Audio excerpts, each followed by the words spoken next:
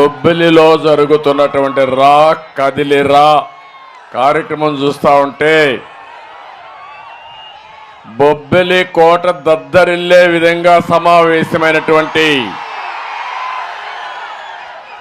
అటు తెలుగుదేశం పార్టీ ఇటు జనసేన పార్టీ నాయకత్వానికి కార్యకర్తలకి ఇంకో పక్క విజయనగరం జిల్లా ప్రజానీకానికి పేరు పేరున మనస్ఫూర్తిగా నమస్కారాలు, అభినందనలు, శుభాభినందనలు. ఈ జిల్లాకు ఒక ప్రత్యేకత ఉంది. సాహితీ సాంస్కృతిక కేంద్రం ఈ విజయనగరం జిల్లా. తెలుగు జాతి మేలు కొలిపినటువంటి గురిజాడ అప్పారావు ఇక్కడే పుట్టాడు.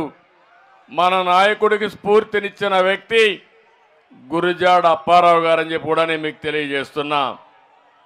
కలియుగ భీముడు కోడి రామమూర్తి, హరికథా పితామహుడు ఆదిభట్ల నారాయణదాసు కూడా ఇక్కడే పుట్టారు.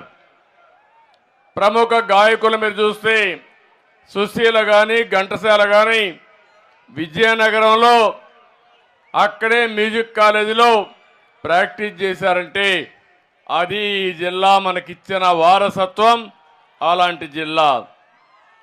అక్కడి నుంచి ఇక్కడికి వస్తే మీరు చూస్తే వీరత్వానికి ప్రతీక బొబ్బిలి తాండ్ర పాపారాయుడు. ఆ సాహసాన్ని ఇప్పుడుండే యువత చూపించాల్సిన అవసరం ఉంది. ఇటు బొబ్బిలి కోటలో ఉండే రాజులు కానీ అటు ఒకప్పుడు విజయనగరం రాజులు కానీ ప్రజల కోసం పనిచేశారు. ఇప్పుడు సైకో మాత్రం రాష్ట్రాన్ని సర్వనాశనం చేయడానికి ముందుకు పోయే పరిస్థితికి వచ్చాడు. నేను ఒకటే చెప్తున్నా, ఎన్నో మీటింగ్లు చూశాను కానీ బొబ్బిల్లో ఇంత పెద్ద మీటింగ్ నేను ఎప్పుడూ చూడలేదు. బొబ్బిలి కోట నేడు బొబ్బిలి పులిలా గాండ్రిస్తా ఉంది. ఈ గర్జనకు తాడేపల్లి పిల్లి బయట వచ్చే పరిస్థితి కూడా ఉండదని మీకు అందరికీ విజ్ఞప్తి చేస్తున్నా. ఒక విషయం మీరందరూ గుర్తుపెట్టుకోవాలి. నేను ఈరోజు ఇక్కడికి వచ్చింది రాష్ట్రంలో ఒక చైతన్యం తేవడానికి. రా కదిలిరా అనే ఒక కార్యక్రమానికి పిలిపించాను. ఇది నా కోసరమో, పవన్ కళ్యాణ్ కోసరమో, తెలుగుదేశం పార్టీ కోసరమో, జనసేన పార్టీ కోసం కాదు. 5 కోట్ల ప్రజల యొక్క భవిష్యత్తు కోసం నేను ఇచ్చిన పిలుపుని మీ అందరికీ తెలియజేస్తున్నా. ఒక్కసారి మీరందరూ కూడా నెమరు వేసుకోవాల్సిన అవసరం ఉంది. 91లో మనకు ఆర్థిక సంస్కరణలు వచ్చాయి. ఒకప్పుడైతే రోడ్లు కూడా సరిలేని పరిస్థితుల్లో మనం అందరం అవస్థపడేవాళ్ళం. ఆ ఆర్థిక సంస్కరణలు అందిపుచ్చుకున్న పార్టీ తెలుగుదేశం పార్టీ. ఈరోజు మీరందరూ ఉన్నారు, సెల్ ఫోన్లు వాడి నా మీటింగ్లన్నీ రికార్డ్ చేసి లైవ్ పెట్టి మీ ఇంటికి చూపించుకుంటున్నారు. ఆ టెలికమ్యూనికేషన్ కూడా నాంది పలికిన పార్టీ తెలుగుదేశం పార్టీ. టెక్నాలజీ అంటే ఏ విధంగా ఉండాలో ఐటీకి ప్రాముఖ్యత ఇచ్చి ఈరోజు ప్రపంచం అంతా కూడా తెలుగువారు బ్రహ్మాండంగా రాణిస్తున్నారంటే అది ముందు చూపుతో తీసుకున్న నిర్ణయం అని చెప్పి నేను మీకు తెలియజేస్తున్నా. ఇంకో పక్కన యువత ఉన్నారు. మీకు అవకాశాలు ఇస్తే, మిమ్మల్ని సరిగా నడిపిస్తే ప్రపంచంలోనే అగ్రజాతిగా తెలుగు జాతిని తయారు చేసే సామర్థ్యం మా తమ్ముళ్లకు ఉంది. అలాంటి ఈ రాష్ట్రంలో తెలుగు జాతి మీరు చూస్తే ఈరోజు హైదరాబాద్ ఉంది. అడుగడుగున నా ప్రగాఢ ముద్ర కనపడుస్తుంది. హైదరాబాద్ లో ఎవ్వరూ కాదనలేరు. అది నాకు గర్వకారణం. తెలుగు జాతి కోసం నేను ఆ రోజు కష్టపడ్డాను. దాని ఫలితాలు ఈరోజు ప్రజలు అనుభవించే పరిస్థితికి వచ్చారు. ఐటీ చేసిన వాళ్ళు ప్రపంచం అంతా వెళ్ళారు. ఇటీవల నాకు కష్టం వస్తే 80-90 దేశాల్లో నాకు సంఘీభావాన్ని తెలియజేశారంటే అది ఈరోజు తెలుగువాడి సత్తా ప్రపంచం మొత్తం. కానీ ఇక్కడ మాత్రం ఆంధ్రప్రదేశ్ రాష్ట్రంలో ఒక విషయం మీరు గుర్తుపెట్టుకోవాలి. ఈ 5 సంవత్సరాల్లో ఎంత వెనుకబడిపోయా ఒక్కసారి మీరు ఆలోచించుకోవాలి. అంటే ఈ ప్రభుత్వం రాతి యుగం వైపు నడిపిస్తా ఉంది. నేను అనుకున్నది మిమ్మల్ని స్వర్ణ యుగం వైపు నడిపించి మీ భవిష్యత్తు బంగారు భవిష్యత్తు చేయాలని, మీ పిల్లలు మీరు ఆనందంగా ఉండాలని నా కోరిక అని చెప్పి నేను మీకు తెలియజేస్తున్నా. అందుకే అడుగుతున్నా మిమ్మల్ని అందరినీ, రాతి యుగం వైపు పెడతారా అని అడుగుతున్నా. స్వర్ణ యుగం కోసం నాతో నడుస్తారా? నడుస్తామంటే గట్టిగా చప్పట్లు కొట్టి హర్షాన్ని ఆమోదాన్ని తెలియజేయండి. నేను ఎందుకు ఈ మాట చెప్తున్నానంటే ఈ రాష్ట్రంలో అడుగడుగున అన్యాయం, అడుగడుగున దౌర్జన్యాలు. ఈరోజు మనకు నిన్నే జనవరి 1వ తారీఖు చేసుకున్నాం. నూతన సంవత్సరానికి స్వాగతం పలికాం. ఈ నూతన సంవత్సరంలో స్వర్ణ యుగం కోసం నేను సంకల్పం చేశా. నాకు ఏ మాత్రం మనం లేదు. రాబోయే భవిష్యత్తు ప్రపంచం మొత్తం తెలుగు జాతిదే. అదే స్వర్ణ యుగం అని చెప్పి కూడా నేను మీకు తెలియజేస్తున్నా. అదే మరి సంక్రాంతి వస్తా ఉంది. తొందరలోనే ఇంక 4 రోజుల్లో మీ అందరికీ సంక్రాంతి శుభాకాంక్షలు కూడా తెలియజేస్తున్నా. మనకు ఒక గొప్ప వారసత్వం ఉంది. సంక్రాంతి అంటే పెద్ద పండుగ. ఈ పెద్ద పండుగ రోజున మనం అందరం కూడా మంచి పంటలు వస్తాయి. కొత్త పంటలు, పిండి వంటలు ఇవన్నీ చేసుకుని కుటుంబ సభ్యులు ఎక్కడున్నా గ్రామానికి వచ్చి ఆనందంగా గడిపే సందర్భం ఇది. మన సాంప్రదాయంలో మన పెద్దల్ని ఒకసారి తలుచుకోవడం, వాళ్ళకు నివాళులు అర్పించడం, పశువులను కూడా పూజించడం, నేచర్ కూడా ప్రకృతిని కూడా ఆరాధించడం అనేది మన సంస్కృతి సాంప్రదాయాలు. ఇది ప్రపంచంలో ఎవ్వరికీ లేని వారసత్వం. నేను అడుగుతున్నా, ఈరోజు మీరు పండగ చేసుకునే పరిస్థితిలో ఉన్నారా తమ్ముళ్ళు, ఆడబిడ్డలు అని అడుగుతున్నా. అన్ని ధరలు పెరిగిపోయినాయా లేదా? నిత్యావసర వస్తువుల ధరలు పెరిగాయా లేదా? ఏమమ్మా, పప్పు పెరిగింది, బియ్యం పెరుగుతానే ఉంది, వంట గ్యాస్ పెరిగింది, ఉప్పు పెరిగింది, నూనె పెరిగింది, అన్ని పెరిగాయా లేదా? అన్ని ధరలు పెరిగాయి అనేవాడు చేలిపైకెత్తండి. అంటే నేనున్నప్పుడు క్రిస్మస్ గిఫ్ట్ ఇచ్చాను, మీ అందరికి జ్ఞాపకం ఉందా అని అడుగుతున్నా. సంక్రాంతి కానుక ఇచ్చారు, జ్ఞాపకం ఉందా అని అడుగుతున్నా. దేనికోసం ఇచ్చానని మీరు ఆలోచిస్తే, డబ్బులుండే వాళ్లే కాదు, పేదవాడు కూడా పండగ జరుపుకోవాలి, ఆనందంగా జరుపుకోవాలి, పిండి వంటలు చేసుకోవాలి. కడాన నెయ్యి కూడా మీకు ఇచ్చి, పెద్దవాడు నెయ్యి తినడమే కాదు, పేదవాడు కూడా పప్పు నెయ్యితో పండగ చేసుకోవాలని సంకల్పం చేసిన పార్టీ తెలుగుదేశం పార్టీ. అన్నిది చేశారు. ఇంకో పక్కన మీరు ఒకసారి చూస్తే, 1-2 కాదు, ఈరోజు ఒక్కసారి చూడండి. ఆ రోజు నేను మీ ఫేర్ ప్రైస్ షాపుల్లో 8 రకాల వస్తువుల్ని చౌక ధరకి ఇచ్చాం. ఈరోజు ఒక్క బియ్యం తప్ప ఏమీ రావడం లేదు, అంతే కదమ్మా. ఇంకో పక్క మీరు చూస్తే, పేదవాడు ఎక్కడన్నా భోంచేయాలంటే అన్నా క్యాంటీన్ తీసుకొచ్చాను. ఉదయం పూట 5 రూపాయలు, మధ్యాహ్నం పూట 5 రూపాయలు, రాత్రికి 5 రూపాయలు, 15 రూపాయలు ఖర్చు పెట్టుకుంటే కడుపు నిండా అన్నం పెట్టిన పార్టీ తెలుగుదేశం పార్టీ. అన్నా క్యాంటీన్ మూసేశారు. చాలా సంతోషం. ఇక్కడైతే బేబీ నాయన గారు అయితే అన్నా క్యాంటీన్ మూసేసిన నేనున్నానని ఈరోజు అన్నా క్యాంటీన్ ఇక్కడ తెరిపించి బ్రహ్మాండంగా రన్ చేస్తున్నారు. నేను వారికి ఒకటే హామీ ఇస్తున్నా, ప్రభుత్వం వస్తానే మళ్ళా అన్నా క్యాంటీన్ ని ప్రారంభించే బాధ్యత తెలుగుదేశం పార్టీది. ఒక బొబ్బుల్లోనే కాదు, రాష్ట్రం మొత్తం పెడతాం. అన్ని అవసరమైతే అన్ని నియోజకవర్గాల్లో పెడతాం, మండల హెడ్ క్వార్టర్లో పెడతాం. పేదవాడికి అన్నం పెట్టడం మన బాధ్యత. ఆ కార్యక్రమానికి శ్రీకారం చుడతామని చెప్పి నేను మీకు తెలియజేస్తున్నా. ఇంకో పక్క సంక్షేమ కార్యక్రమాలు ఉన్నాయి. సంక్షేమ కార్యక్రమాలకు నాంది పలికిన నాయకుడు ఎన్టీ రామారావు గారు. ఇప్పుడు కాదు, 83లో ₹2 కేజీ బియ్యం ఇచ్చారు. 83లో సగం ధరకే చీర దోవతి ఇచ్చారు. 83లో పేదవాడికి ఇల్లు కట్టివ్వాలని పక్కా ఇళ్ల నిర్మాణానికి శ్రీకారం చుట్టిన మహానాయకుడు ఎన్టీ రామారావు గారు.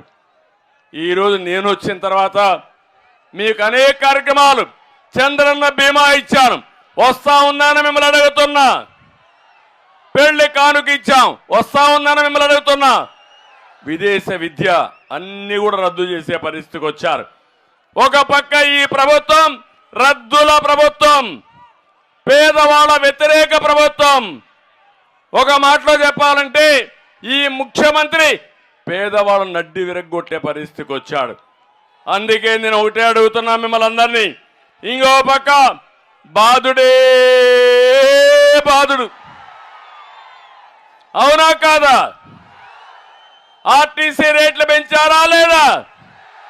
పెంచుతూనే ఉన్నారా లేదా? ఇంకో పక్క పెట్రోల్ డీజిల్ ధరలు పెంచారా లేదా అని మిమ్మల్ని అడుగుతున్నా. విపరీతంగా పెరిగిపోయినాయి. ఇంకో పక్క మీరు చూస్తే కరెంటు ఛార్జీలు. ఏం తమ్ముళ్ళు, కరెంటు ఛార్జీలు నేను ఉన్నప్పుడు పెరిగాయా? కరెంటు వచ్చేదా లేదా? నాణ్యమైన కరెంట్ ఇచ్చామా లేదా? ధరలు పెంచకుండా సమర్థవంతంగా రన్ చేశామా లేదా? ఈరోజు కరెంటు రాదు, కానీ రేట్లు మాత్రం పెరుగుతూనే ఉన్నాయి. ఆ పేర్లు నాకే అర్థం కాల. సర్ఛార్జ్ అంట, ఫ్యూయల్ ఛార్జ్ అంట, లేకపోతే ఎక్కడో కొన్నారని దాని మీద రేట్ అంట. 9 సార్లు కరెంటు ఛార్జీలు పెంచిన చెత్త ప్రభుత్వం ఈ ప్రభుత్వం, అవునా కాదా అని మిమ్మల్ని అడుగుతున్నా. ఈ రోజు ఎంత ఉంది కరెంటు? ఒకప్పుడు ₹200 కట్టే వాళ్ళకి ఎంత ఉంది? ఇప్పుడు ఎంత ఉంది? గుర్తుందా లేదా మీకు? నేను ఆ రోజు ఎస్సీల కోసం, ఎస్టీల కోసం 200 యూనిట్లు కరెంటు ఉచితంగా ఇచ్చిన పార్టీ తెలుగుదేశం పార్టీ. ఇప్పుడు ఇస్తున్నారా? అది కూడా ఇవ్వడం లేదు. నేను అందుకే మీ అందరికీ హామీ ఇస్తున్నా, మళ్ళీ తెలుగుదేశం ప్రభుత్వం వస్తుంది, కరెంటు ఛార్జీలు పెరగవు, అవసరమైతే తగ్గించే బాధ్యత తీసుకుంటామని మీ అందరికీ హామీ ఇస్తున్నా. ఒకప్పుడు ఏ విధంగా అయితే నేను ఐటీకి ప్రాధాన్యత ఇచ్చానో, రేపు రాబోయే రోజుల్లో ఎనర్జీకి ప్రాధాన్యత ఇస్తానంటే కరెంటు ఉత్పత్తి చేసి ఫ్యూయల్ కోసం ఎక్కువ ప్రాధాన్యత ఇస్తా. మీరు రాను రాను కరెంటు వినియోగం విపరీతంగా పెరుగుతుంది. మనం సోలార్, విండ్ ఎనర్జీ కూడా తయారు చేసుకోవచ్చు. మీ ఇంట్లోనే మీరు కరెంటు ఉత్పత్తి చేసుకోవచ్చు. మీ వ్యవసాయ పంప్ సెట్ పెట్టుకుంటే అక్కడనే కరెంటు ఉత్పత్తి చేసుకునే అవకాశం ఉంటుంది. అందుకే విజయనగరం జిల్లాకు నేను ఆ రోజు సోలార్ పంప్ సెట్లని 50,000 ఇచ్చిన విషయం మరొక్కసారి మీకు గుర్తు చేస్తున్నా. ఇలాంటి వినూత్నమైన కార్యక్రమాలకు ఆ రోజే ముందుకు పోయాం. కాబట్టి మీ కార్లు కానీ, మోటార్ బైకులు కానీ, ట్రాక్టర్లు కానీ ఇవన్నీ కూడా ఎలక్ట్రికల్ వచ్చే అవకాశం ఉంటుంది. దీనికి ఒక వినూత్నమైన కార్యక్రమం ఆలోచిస్తే ఖర్చులు గణనీయంగా తగ్గించే అవకాశం ఉంటుందని చెప్పి కూడా నేను మీకు తెలియజేస్తున్నా. ఇకపోతే మా తమ్ముళ్ళు ఉన్నారు. ఏం తమ్ముళ్ళు, కొంతమంది మందిబాబులు కూడా ఉన్నారు. కష్టపడతారు, సాయంత్రం అలసిపోతారు, ఒక క్వార్టర్ బాటిల్ వేసుకొని పడుకోవాలనుకుంటారు. అవునా కాదా?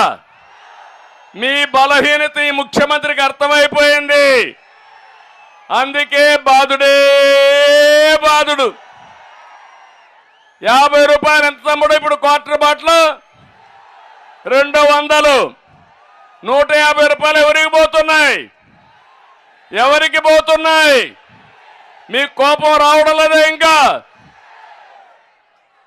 అందులో కూడా కొత్త కొత్త బ్రాండ్లు తెచ్చాడు. బూమ్ బూమ్ అంట. నాకైతే తాగే అలవాట్లేదు. ఎప్పుడు పేర్లు మా తల్లి చెప్తా ఉంది, శాశ్వతంగా పైకి పోతారు. ఆడపిల్లల మంగళ సూత్రాలను తెంపే దుర్మార్గుడు ఈ జగన్మోహన్ రెడ్డి అని చెప్పి నేను మీకు తెలియజేస్తున్నా. మీ ఆరోగ్యంతో ఆడుకుంటున్నాడు, మీ జీవితాలతో ఆడుకుంటున్నాడు, మిమ్మల్ని ఆర్థికంగా చితగొడుతున్నాడు. మళ్ళీ చెప్పిన తప్పు చెప్పకుండా చెప్తున్నాడు. ఇప్పుడు ఏమంటున్నాడు? మీకు ఎన్నికల ముందు వచ్చినప్పుడు చెప్పాడు, జ్ఞాపకం ఉందా మీకు? మద్యపాన నిషేధం పెడతా అన్నాడా లేదా? నేను మద్యపాన నిషేధం చేయకపోతే మీ ఓటు అడగని చెప్పాడా లేదా? ఇప్పుడు ఆ మాట ఎత్తున్నాడా? ఓటు అడిగే హక్కుందా ఇతనికి? కాదు. మీరు రాబోయే 25 ఏళ్ళు తాగుతానే ఉండాలంట. 25,000 కోట్ల రూపాయలు అప్పు తెచ్చాడు.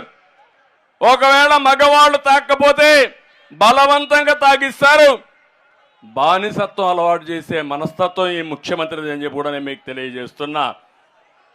అంతేకాకుండా ఈరోజు ఇలాంటి కార్యక్రమాలు మనం చూస్తే చెత్త మీద కూడా పన్నేశాడు.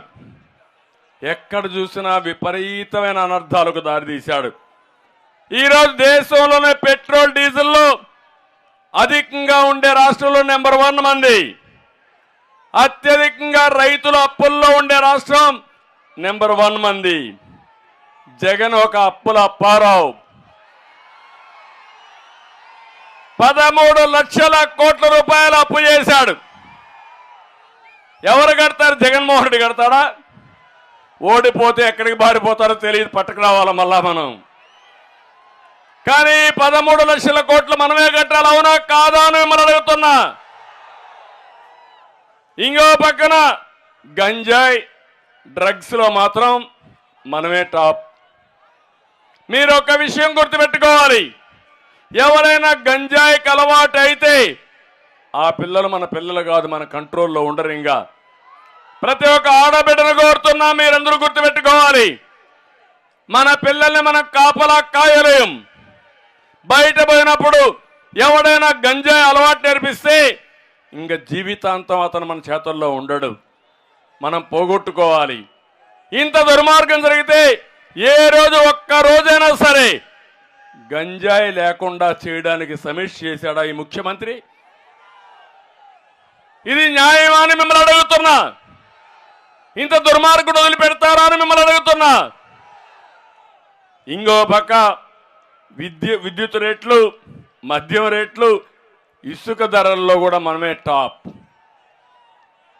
ఎన్నికల ముందు మీకు ఒక మాట చెప్పాడు, జ్ఞాపకం ఉందా? నేను ఉచిత ఇసుక ఇస్తా ఉంటే దాన్ని విమర్శించాడు, కావాలని అపవాదులేశాడు. ఈరోజు అడుగుతున్నా, ఇసుక ఆ రోజు చౌకగా ఉందా, ఈరోజు చౌకగా ఉందా? ఆ రోజు మీరు ట్రాక్టర్ పెట్టుకుంటే ఎక్కడైనా ఇసుక తీసుకుపోయే స్వేచ్ఛ మీకుండే, ఈరోజు ఉందా? మీ పొలంలో మట్టి మీ ఇంటికి పొడిగి లెవెల్ చేసుకోవాలన్నా ఆ మట్టి కూడా మొరం కూడా మీరు తీసుకుపోలేకపోతున్నారంటే ఎంత దుర్మార్గుడో మీరు గుర్తుపెట్టుకోవాల్సిన అవసరం ఉంది. రాష్ట్ర ఖనిజ సంపద దోచేస్తున్నాడు. నాకు అర్థం కాల, వీళ్ళు అన్నం తింటారా ఇసుక తింటారో నాకైతే అర్థం కావడంలా. నిద్రలేస్తే ఇదే పని.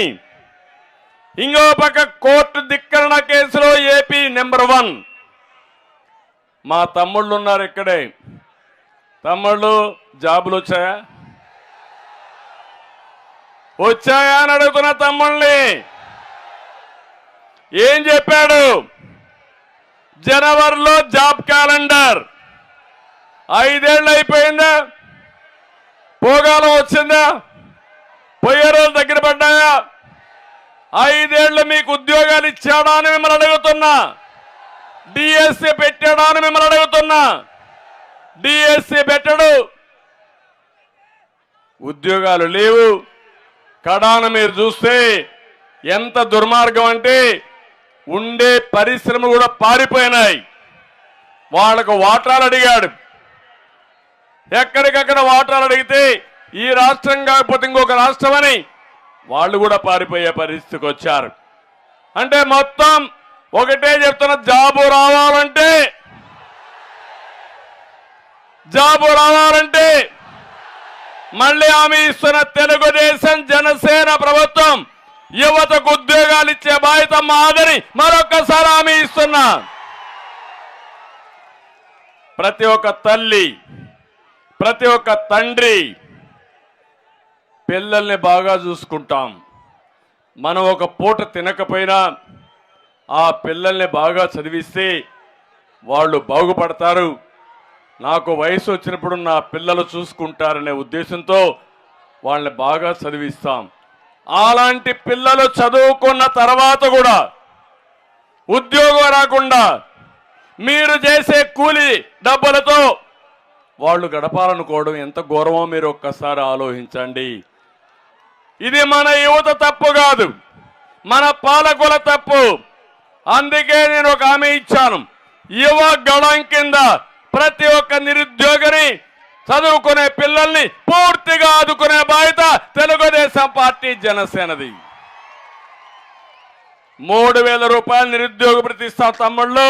మన ప్రభుత్వం వస్తానే యువతకు 3,000 రూపాయలు ఇస్తాం. అమ్మ నాన్న పైన ఆధారపడాల్సిన అవసరం లే, నేనే అండగా ఉంటా మీకు. ఇంకో పక్క సంవత్సరానికి 4 లక్షలు, 5 ఏళ్లలో 20 లక్షల ఉద్యోగాలు ఇప్పించే బాధ్యత తెలుగుదేశం పార్టీ తీసుకుంటాం. ఇవే కాకుండా మీ ఊర్లో మీరు బొబ్బుల్లో కూర్చొని అమెరికాలో పనిచేయాలంటే వర్క్ ఫ్రమ్ హోమ్, మీ ఇంటి నుంచే పనిచేసే విధానాన్ని తీసుకొస్తా. అదే కాదు, మీ ఇంట్లోనే కాకుండా మీకు బోరు కొడితే నెలకు ఒక 10 రోజులు బొబ్బిల్లో మంచి ఆఫీసులు కట్టి, వర్క్ స్టేషన్స్ కట్టి అక్కడ మీరు పనిచేసే విధానాన్ని తీసుకొస్తా. మా తమ్ముళ్ళ ఆదాయం వేస్తా.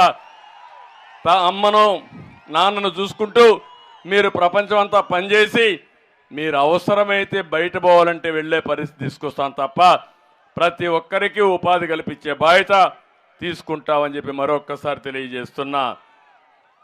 అన్ని రంగాల్లో రివర్స్లో టాప్లో పెట్టాడు, కానీ ఆయన ఆదాయంలో మాత్రం బ్రహ్మాండంగా పెరిగిపోతున్నాడు. పేదవాడు అయ్యాడు, అవునా కాదా?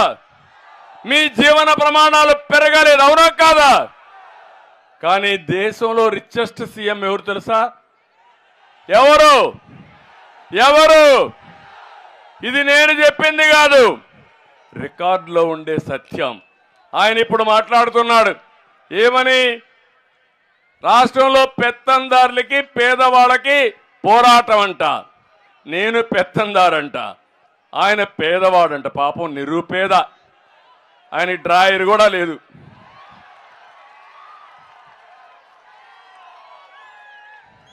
పేపర్ లేదు, టీవీ లేదు, బంగ్లాలు లేవు, ప్యాలెస్లు లేవు, బట్టలు లేవు. ఏం తింటాడో నాకైతే అర్థం కాల. గడ్డి తింటాడు, ఈ గడ్డే తింటున్నాడు, అడుక్కుంటున్నాడు. మా చెల్లెమ్మ చెప్పినట్టు రేపు వస్తాడు, అప్పుడు ఓట్లు అడుక్కున్నాడు. భస్మాసుడు మార్గం మీ నెత్తిన చేయి పెట్టాడు. ఇప్పుడు మళ్ళా కథలు గుద్దుడు. ఇప్పుడు 5 ఏళ్ళు వదిలిపెట్టకుండా గుద్దాడు. మళ్ళా ఓటేస్తే ఇంకా బానిసలమే. మనం ఆ విషయం గుర్తుపెట్టుకోవాల్సిన అవసరం ఉంది. ఆ రోజు మీరు చూడండి, పేదవాళ్ళ కోసం 200 రూపాయల పింఛన్ని 2,000 రూపాయలు పెంచిన ఘనత తెలుగుదేశం పార్టీది, అవునా కాదా? పెన్షన్ తీసుకొచ్చిందే మన నాయకుడు ఎన్టీ రామారావు గారు.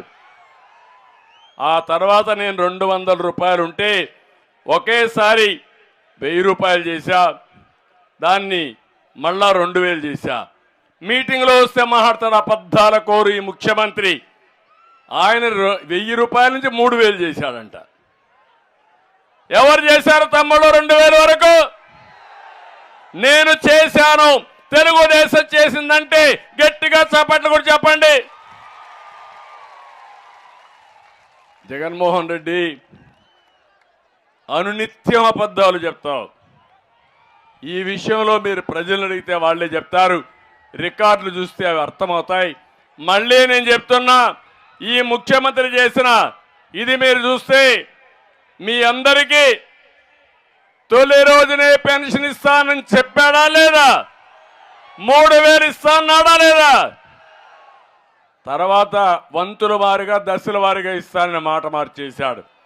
అదే నేనుంటే ఇంకొక 30,000 రూపాయలు ప్రతి ఒక్క పింఛన్దారుకు వచ్చేది. జగన్మోహన్ రెడ్డి మీకు 30,000 రూపాయలు బాకీ ఉన్నాడు పింఛన్దారులకి, పెన్షన్స్కి అందరికీ.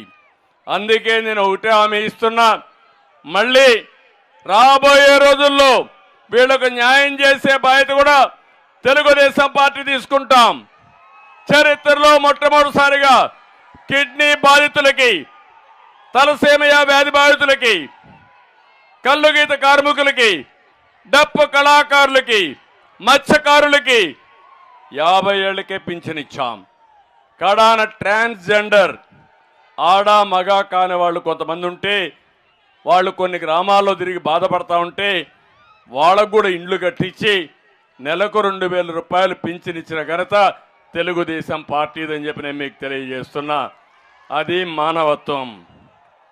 ఇంకో పక్కన మొత్తం ఇసుక వల్ల చాలా మంది ఇబ్బంది పడ్డారు. ఈరోజు ఒకే ఒక విషయం నేను మిమ్మల్ని కోరుతున్నా, ఉత్తరాంధ్ర తెలుగుదేశం పార్టీకి కంచు కోట, వెనుకబడిన వర్గాలుండే ప్రాంతం ఇది. ఎప్పుడూ మమ్మల్ని అభిమానించారు, తెలుగుదేశం పార్టీకి బలపరిచారు. అందుకే మొన్న కార్యక్రమం పెట్టాం, జై హో బీసీ. మళ్ళీ బీసీల రాజ్యం వస్తుంది, తెలుగుదేశం వస్తుంది, జనసేన ఉంటుంది. కలిసి ఈ బీసీలను అన్ని విధాలు ఆదుకునే బాధ్యత మేము తీసుకుంటామని ఈ సభా సందర్భంగా మీకు తెలియజేస్తున్నా. ఇంకో పక్క ఈ ప్రాంతానికి బీసీలకు న్యాయం చేయడం. ఒక విషయం మీరు చూడండి, ఇప్పుడు ఇక్కడ పెత్తనం అనుకుంటున్నాం, ఇక్కడ బొత్స ఉన్నాడు. పాపం బొత్స మనిషి అయితే లావుగానే ఉంటాడు. అయితే ఆయన ఏం చెప్తాడో మనకు ఒకసారి అర్థం కాదు. కానీ పెత్తనం మాత్రం మొన్నటి వరకు విజయసాయి రెడ్డి, ఇప్పుడు సుబ్బారెడ్డి, ఇప్పుడు బొత్స మాత్రం దీని గురించి మాట్లాడలేడు. అంటే ఇక్కడుండే బీసీలు పనికిరారు. ఎక్కడెక్కడనో పెత్తందారులు వచ్చి ఇక్కడ బీసీలకు నాయకత్వం వహిస్తారంటే ఎక్కడ న్యాయం అని అడుగుతున్నా. అదే తెలుగుదేశం హయాంలో ఉత్తరాంధ్ర నుంచి ఒక మంత్రి కేంద్రంలో ఇస్తే అది గౌరవనీయులు ఎర్రంనాయుడు గారికి ఇచ్చాం. ఇక్కడుండే కళా వెంకట్రావు గారు కానీ అనేక మంది మంత్రులు ఇచ్చిన ఘనత తెలుగుదేశం పార్టీదని చెప్పి కూడా నేను మీకు తెలియజేస్తున్నా. ఇంకొక పక్క నా ఆలోచన ఒకటి, ఉత్తరాంధ్రకు నీళ్లు ఇవ్వాలి, ఉద్యోగాలు ఇవ్వాలి, ఇంకో పక్క ఇండస్ట్రీస్ రావాలి, ఇంకో పక్క ఇన్ఫ్రాస్ట్రక్చర్ కూడా బాగా అభివృద్ధి చేయాల్సిన అవసరం ఉంది. విశాఖపట్నం కేంద్రంగా పెట్టుకుని అన్ని ప్రాంతాలు మనం అభివృద్ధి చేయగలిగితే ఉత్తరాంధ్ర సస్యశ్యామలం అవుతుంది, బ్రహ్మాండం అవుతుంది. దీనికి తప్పకుండా నేను ఒక ప్రత్యేక ప్రణాళిక తయారు చేస్తా. ఉత్తరాంధ్రకి న్యాయం చేసే బాధ్యత, అభివృద్ధి చేసే బాధ్యత తెలుగుదేశం పార్టీది. తెలుగుదేశం పార్టీ హయాంలో 1600 కోట్ల రూపాయలు సాగునీటి ప్రాజెక్టులకు ఖర్చు పెట్టాం. ఈరోజు మీరు ఏం చేశారు? 1 రూపాయి ఖర్చు పెట్టారా మీరు? ఏ ప్రాజెక్ట్ అయినా పూర్తి అయిందా అని మిమ్మల్ని అడుగుతున్నా. ఆ రోజు మద్దు వలస కానీ లేకపోతే తారక రామ తీర్థసాగర్ కానీ, తోటపల్లి కానీ, వంశధార కానీ అన్ని ప్రాజెక్టులు మనమే పూర్తి చేశాం. ఈరోజు అన్ని ప్రాజెక్టులు నిర్వీర్యమైపోయే పరిస్థితి వచ్చింది. ఈరోజు ఒక్క రూపాయి కూడా ఖర్చు పెట్టకుండా వీళ్ళు ప్రవర్తించిన ఇది చూస్తే చాలా బాధాకరం అని చెప్పి కూడా నేను మీకు తెలియజేసుకుంటున్నా. శ్రీకాకుళంలో మహేంద్ర తనయ ఆఫ్ షోర్ ప్రాజెక్టు పూర్తి చేయాల. అదే మాదిరిగా ఈరోజు తోటపల్లిలో ఇంకా 2,10,000 ఎకరాలకు నీళ్లు ఇచ్చే అవకాశం ఉంది. నేనే ప్రారంభించా, మళ్ళీ దాన్ని అభివృద్ధి నేనే చేశా. ఇంకా పెండింగ్ ఉంది. తోటపల్లిని పూర్తిగా అభివృద్ధి చేసి చివరి పొలాలకు నీళ్లు ఇచ్చే బాధ్యత తెలుగుదేశం పార్టీ తీసుకుంటామని చెప్పి నేను మీకు అందరికీ హామీ ఇస్తున్నా. ఇరిగేషన్కు ప్రాధాన్యత ఇస్తాం, ఇంకో పక్కన ఉద్యోగాలకు ప్రాధాన్యత ఇస్తాం. ఈరోజు ఉత్తరాంధ్రలో మీరు చూస్తే ముఖ్యమంత్రికి జగన్మోహన్ రెడ్డికి మన మీద ప్రేమ లేదు, ఇక్కడ ఆస్తుల మీద ప్రేమ ఉంది. ఒక్క విశాఖపట్నంలో 40,000 కోట్ల రూపాయల ఆస్తులు కొట్టేశారు. ఎక్కడ భూమి కనపడిస్తే అక్కడ జగన్ కనబడుతుంది. ఇంకెవరైనా సరే రాసి ఇవ్వకపోతే మెడ మీద కత్తి పెట్టి రాయించుకునే పరిస్థితికి వచ్చారు. నేను ఒక విషయం మిమ్మల్ని అడుగుతున్నా, తమిళ్లో వారసత్వంగా మీకు అందరికీ భూములు వచ్చాయి. మీ తాతో ముత్తాతో ఎవరో భూములు ఇచ్చారు, అవునా కాదా? పట్టాదారు పాస్బుక్ ఉంది మీకు, దానిపైన ఎవరి ఫోటో? ఎవరి ఫోటో? అంటే మీ తాత తరపున బంధువా? మీ అమ్మ తరపున బంధువా? నీ ఆస్తి పైన ఆయన బొమ్మేంటి అడగరా మీరు? మీకు ఆమోదయోగ్యమా అని అడుగుతున్నా. ఒక దుర్మార్గుడి ఫోటో పెట్టుకొని మీరు నిద్రలేసి చూడాల. ఈయన వెంకటేశ్వర స్వామి, అది కూడా చెప్తున్నారు ఆయనే యేసు ప్రభు. ఎక్కడికి పోతారో నాకైతే అర్థం కావడం. ఆయన పంపించారంట యేసు ప్రభు, ఈయన పంపించాడంట.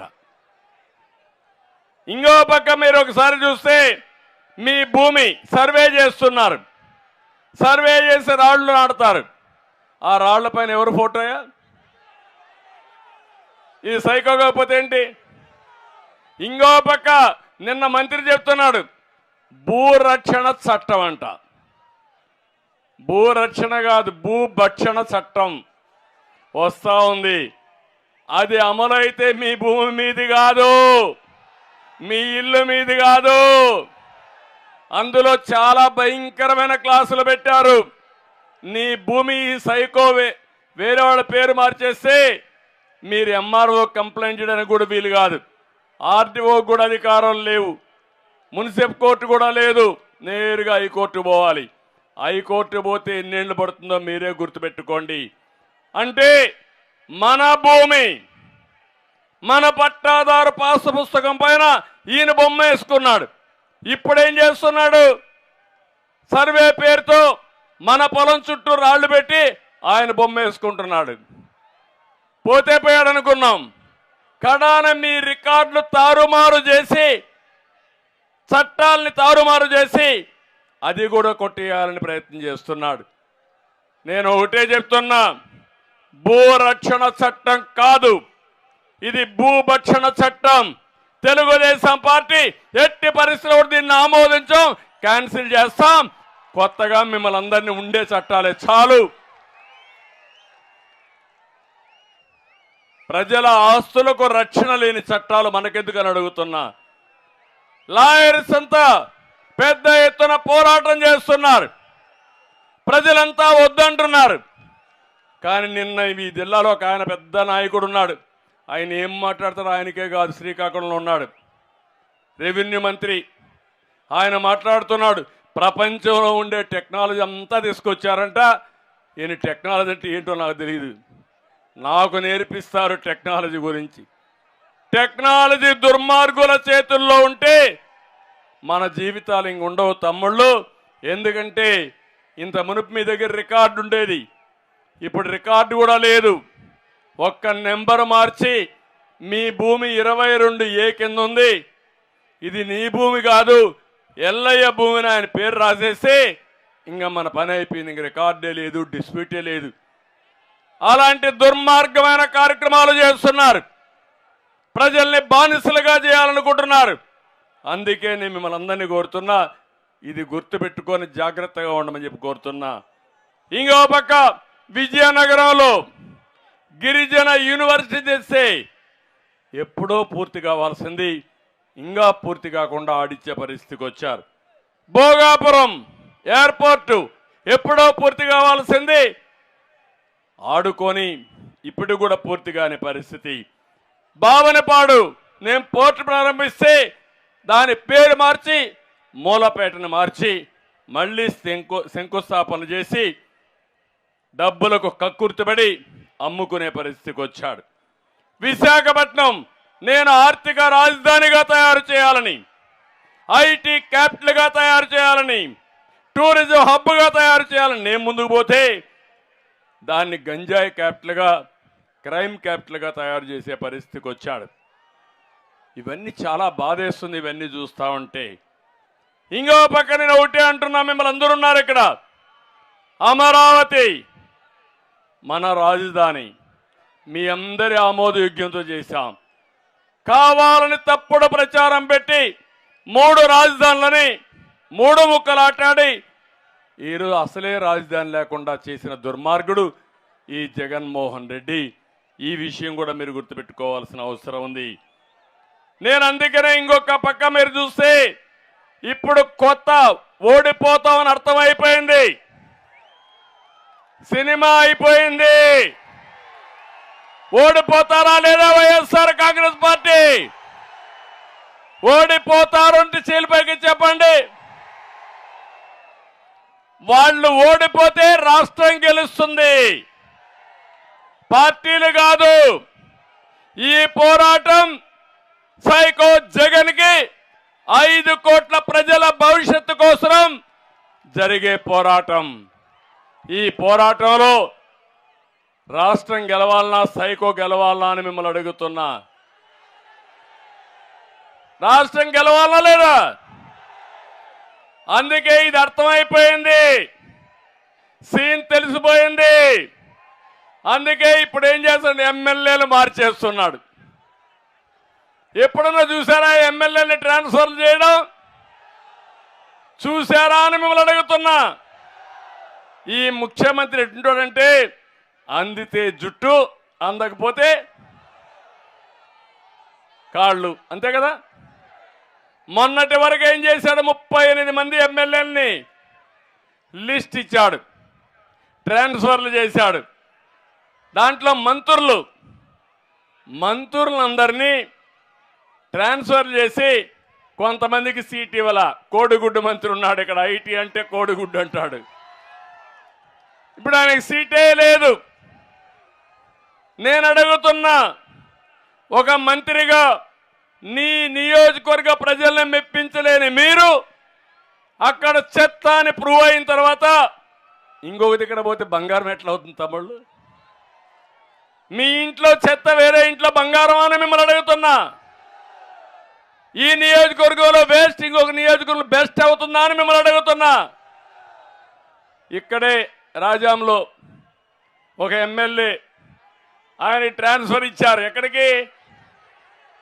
పాయకారావుపేటకి ట్రాన్స్ఫర్. గొప్పడే కదా ఈ ముఖ్యమంత్రి. అయితే ఆయనకు కావలసిన అగ్రవర్ణాలు చెయ్యలేడు. వాళ్ళు తంతారు, వాళ్ళు పట్టుకుని కాళ్ళు పట్టుకొని అడుక్కుంటున్నాడు. బాబు నువ్వు మాత్రం ఉండాయా అని వాళ్ళని అడుక్కుంటున్నాడు. అంటే ఒక వెనుకబడిన వర్గాలకు సంబంధించిన వ్యక్తులు, ఒక షెడ్యూల్ కులాలకు సంబంధించిన వ్యక్తులు నాయకులు కాకూడదు. ఎవరిని నాయకత్వాన్ని ఇవ్వలేకుండా చేసే దుర్మార్గమైన ఆలోచన. ఇదే సామాజిక న్యాయం, ఆ సామాజిక యాత్ర కూడా ఇదే. అందుకే నేను ఒకటే చెప్తున్నా, మీకు 80 మంది ఎమ్మెల్యేలు మార్చేస్తారన్నారు. ఎమ్మెల్యేలు 80 చోట్ల ఓడిపోతున్నారంటే ఇంకా గవర్నమెంట్ మందే తమ్ముళ్ళు, దాని గురించి ఆలోచనే లేదు. కానీ అట్లా అని చెప్పి మీరు కానీ ఎక్కువ నమ్మకంతో ఇంట్లో పడుకుంటే ఈ దుర్మార్గులు దొంగ ఓట్లు కూడా చేర్పించడానికి పోయారు. నిన్ననే కేంద్ర ఎన్నికల కమిషన్ వచ్చింది. నేను పవన్ కళ్యాణ్ గారు వెళ్ళాం, వాస్తవాలన్నీ చెప్పాం. వాళ్ళే ఆశ్చర్యపోయారు. ఇంతవరకు మా జీవితంలో ఇన్ని కంప్లైంట్సే చూడలేదు, ఇదేంటి ఇక్కడ ప్రభుత్వం ఇట్లుందని కడాన కలెక్టర్ని ఎస్పీల్ని గట్టిగా నిలదీసే పరిస్థితికి వచ్చారు. నేను ఒకే మాట అడుగుతున్నా మిమ్మల్ని, మీ ఓటు కూడా మీరు చూసుకునే పరిస్థితి వచ్చిందంటే ఈ రాష్ట్రంలో ఓట్లకు కూడా దొంగలు పడ్డారు, నేరస్తులు వచ్చారు. మళ్ళీ మళ్ళీ కోరుతున్నా, ఎన్నికలయ్యే వరకు అప్రమత్తంగా ఉండండి, ఎప్పటికప్పుడు చెక్ చేయండి.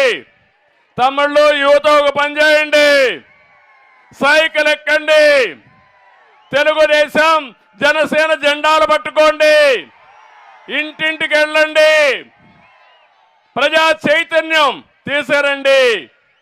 అదే మరి ఒక గ్లాసు కూడా తీసుకెళ్ళండి, నీళ్లు తాగాలనుకుంటే ఆ గ్లాస్ కూడా ఉపయోగపడుతుంది, చేయాలి.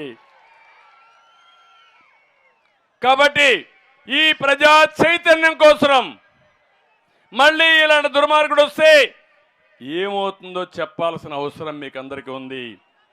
ఎంత ఇదంటే కొత్త కొత్త అవార్డులు ఇస్తున్నాడు.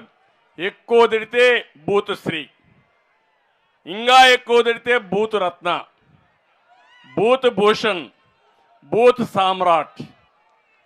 ఎవడెక్కువ బూతులు తిడితే వాడికి ఎమ్మెల్యే సీటు, ఎవడెక్కువ బూతులు తిడితే వాడికి ఎంపీ సీటు. పోటీ చంద్రబాబు, పవన్ కళ్యాణ్, లోకేష్. తిట్టు నీకు పదవి ఇస్తా, తిట్టు నీకు సీట్లు ఇస్తా. ఇది రోత రాజకీయం అవునా కాదా అని మిమ్మల్ని అడుగుతున్నా. మీరు ఆమోదిస్తారా అని మిమ్మల్ని అడుగుతున్నా. ఎన్ని వేల కేసులు పెట్టారు, ఎంతవరకు చేశారో మీరే చూశారు. బొబ్బిల్లో చిన్నప్పలనాయుడు ఉన్నాడు, పాపం ఆయనకి చెరువులు, ప్రభుత్వ భూములు యథేచ్ఛగా కబ్జా చేసే పరిస్థితికి వచ్చాడు. ఆయనకు అన్నీ కావాలి. అంగన్వాడీ టీచర్లు ధర్నాలు చేస్తూ ఉంటే ఒళ్ళు బలిసి చేస్తున్నారని బలిసిన మాటలు మాట్లాడుతున్నాడు. అంటే అంగన్వాడీలు పనిచేసేది, పోరాటం చేసేది కడుపు కోసం పోరాటం చేస్తున్నారు. నేను ఇచ్చా వాళ్ళకు 4,000 5,000 ఉంటే 12,000 10,000 రూపాయలు ఇచ్చిన ఘనత తెలుగుదేశం పార్టీది. వాళ్ళు జీతాలు పెంచమంటే వాళ్ళు ఎస్మా చట్టాన్ని తీసుకొని ఉద్యోగాలు తీసేస్తాడంట. నీ ఉద్యోగమే తీసిపోతున్నారు రేపు ఎల్లుండో. వాళ్ళ ఉద్యోగాలు ఏం తీస్తావు నువ్వు? అందుకే హామీ ఇస్తున్నా, ఎవరైతే ఆందోళన చేసే ప్రతి ఒక్కరి యొక్క న్యాయమైన కోరికలను పరిష్కరించే బాధ్యత తెలుగుదేశం జనసేన తీసుకుంటామని వారందరికీ హామీ ఇస్తున్నా. ఇంకో పక్క విజయనగరం ఎమ్మెల్యే అట్లే ఉన్నాడు. అందరిని కూడా నేను చూశాను. ఇక్కడ 7 మంది కూడా ఇదే విధంగా ఉండే పరిస్థితికి వచ్చి కడాన హెచ్చర్లు అయితే ఆ ఎమ్మెల్యే వేధింపులు తట్టుకోలేక సాక్షి విలేకరి ఆత్మహత్య చేసుకుని, ఆ ఆత్మహత్య చేసుకుని నోటు కూడా పెట్టాడు, సూసైడ్ నోటు పెట్టారు. నేను అడుగుతున్న సిగ్గు లేదా ముఖ్యమంత్రి మీకని? నీదే కదా సాక్షి పేపరు. నీ విలేకరిని ఆత్మహత్య చేసుకునే విధంగా చేసిన నీ ఎమ్మెల్యే పైన, అందులో ఎస్సీ అనుకుంటానాయన, ఎందుకు కేసు పెట్టలా? అంటే నువ్వు ఎంతమందిని బలేస్తావని అడుగుతున్నా. ఇలాంటివి చాలా జరిగే పరిస్థితికి వచ్చింది. అందుకే ఈ విషయాలన్నీ మీకు చెప్పాలనే ఉద్దేశంతోనే నేను ఈరోజు వచ్చా. పండగ సమయంలో ఒకటే కోరుతున్నా, ఇక్కడికి వచ్చినప్పుడు ఇంకా కొన్ని సమస్యలు కూడా చెప్పారు. బొబ్బిల్లో అన్నా క్యాంటీన్ నేనే చెప్పా పెడతామని చెప్పి, విజయనగరం కార్పొరేషన్ పరిధిలో తాగునీటి సమస్య పరిష్కరిస్తాం. విజయనగరంలో మనం కట్టిన 4,000 టిట్కో ఇండ్లు రంగేసుకున్నాడు రంగుల పిచ్చోడు, ఇల్లు మాత్రం పూర్తి చేయలా. మళ్ళీ పూర్తి చేసే బాధ్యత తెలుగుదేశం పార్టీ తీసుకుంటాం. పార్వతీపురంలో నిజాం కోఆపరేటివ్ షుగర్ ఫ్యాక్టరీ ఉంది, అది కూడా సిక్ చేశారు. దాన్ని కూడా ఏ విధంగా పరిష్కారం చేయాలనో చేసే బాధ్యత తీసుకుంటాం. ఇక్కడే ఒక రైతు బజార్ ఎప్పుడో పెట్టాను నేను, రైతు బజార్లు. ఆ రైతు బజార్ కావాలని కోరారు. తప్పకుండా బొబ్బిల్లో రైతు బజార్ ఏర్పాటు చేసే బాధ్యత తెలుగుదేశం పార్టీ తీసుకుంటాం. బాడంగి మండలంలో గొల్లాది వద్ద వేగావతి నదిపై వంతెన కావాలన్నారు, ఇది కూడా పరిష్కారం చేస్తాం. నెల్లిమర్రలో జట్టి కావాలని మత్స్యకారుల కోసం కోరారు.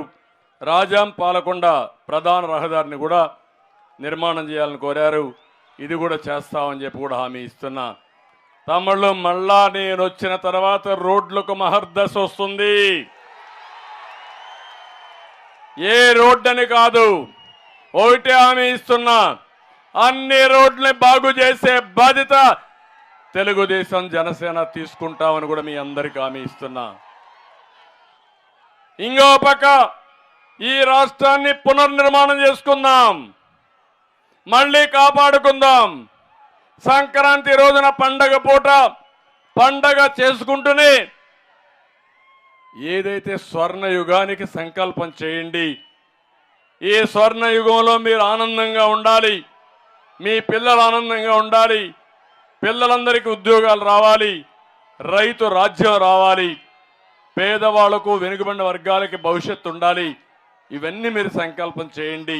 మీ సంకల్పాన్ని జయప్రదం చేసే బాధ్యత తెలుగుదేశం జనసేన తీసుకుంటామని మరొక్కసారి హామీ ఇస్తున్నా. ఇప్పుడు మీ అందరికీ అర్థమైందా? ఉండే సమస్యలన్నీ అడుగుతున్నా. మంచి ఎండ, ఆఖరి కూడా 1 గంటకి ఇంట్లో భోజనం చేసేవాళ్ళు, నా కోసం భోజనం కూడా లేకుండా మీరు ఈ విధంగా ఉన్నారంటే, ఇది చూసిన తర్వాత ఒక్కరు కదలలేదంటే దీన్ని బట్టి అర్థమవుతుంది. ఈ పార్లమెంట్లో 7 సీట్లకు 7 సీట్లు మనమే గెలవాలి. మళ్ళీ స్వర్ణ యుగానికి శ్రీకారం చుట్టాలి. విజయనగరం అభివృద్ధి కావాలి. అందుకే నేను అడుగుతున్నా, రా కదిలిరా అని పిలిచినప్పుడు తెలుగు జాతి స్వర్ణ యుగం కోసం అంటే మీరు పిడికిలి బిగించాలి, రా కదిలిరా అని. తెలుగు జాతి స్వర్ణ యుగం కోసం రా కదిలిరా, తెలుగు జాతిని ప్రపంచంలో నెంబర్ 1 చేయడానికి రా కదిలిరా, మన బిడ్డల ఉద్యోగాల కోసం రా కదిలిరా, ఆడబిడ్డల రక్షణ కోసం రా కదిలిరా, ఉత్తరాంధ్ర రక్షణ కోసం రా కదిలిరా, రైతాంగ సమస్యల పరిష్కారం కోసం రా కదిలిరా, రాష్ట్రాన్ని కాపాడుకుందాం. తెలుగు జాతి స్వర్ణ యుగం కోసం రా కదిలిరా. చాలా సంతోషం. అందుకనే మిమ్మల్ని అడుగుతున్నా, తెలుగుదేశం జనసేన ఐక్యత వర్ధిల్లాలి. నేను తెలుగుదేశం జనసేన అంటాను, మీరు ఐక్యత వర్ధిల్లాలని గట్టిగా చెప్పాలి. తెలుగుదేశం జనసేన, ఐక్యత వర్ధిల్లాలి, తెలుగుదేశం జనసేన, ఐక్యత వర్ధిల్లాలి, తెలుగుదేశం జనసేన. ఐక్యత వర్ధిల్లాలి. ఎన్టీఆర్ అమర్ హై, ఎన్టీఆర్ అమర్ రహే, ఎన్టీఆర్ అమర్ రహే, ఎన్టీఆర్. అమర్ రహే. చాలా సంతోషం, తృప్తిగా వెళుతున్నా. మంచి మధ్యాహ్నం మీటింగు. మీరు చూపించిన అభిమానం నా గుండెల్లో శాశ్వతంగా పెట్టుకుంటా, మీ రుణం తీర్చుకుంటా. నాకు ఏ కోరికలు లేవు. నేను ముఖ్యమంత్రిగా 14 ఏళ్లున్నా, 30-40 సంవత్సరాలుగా ఎమ్మెల్యేగా ఉన్నా, రాజకీయ జీవితంలో ఉన్నా. మీరు చూపించే అభిమానం నాలో ఎప్పుడు కూడా ఇంకా ఏదో చెయ్యాలి, ఈ రాష్ట్రాన్ని బాగు చేయాలి, మీరందరూ ఆనందంగా ఉండాలని ఏకైక తపన తప్ప ఇంకోటి కాదు. ఆ రోజు చేసిన పనులకు ఈరోజు తెలంగాణ బాగుండే పరిస్థితి వస్తూ ఉంది, ఆంధ్రప్రదేశ్ నష్టపోయే పరిస్థితి వచ్చింది. విభజన కంటే దుర్మార్గుడి పాలనలో రాష్ట్రం బలైపోయింది. అలాంటి రాష్ట్రాన్ని మళ్ళీ ఘాట్లో పెట్టే బాధ్యత అందరం కలిసి తీసుకుందామని మీ అందరినీ కోరుకుంటూ ముందుకు రావాల్సిందిగా పిలిపిస్తూ అందరికీ నమస్కారాలు. జై హింద్.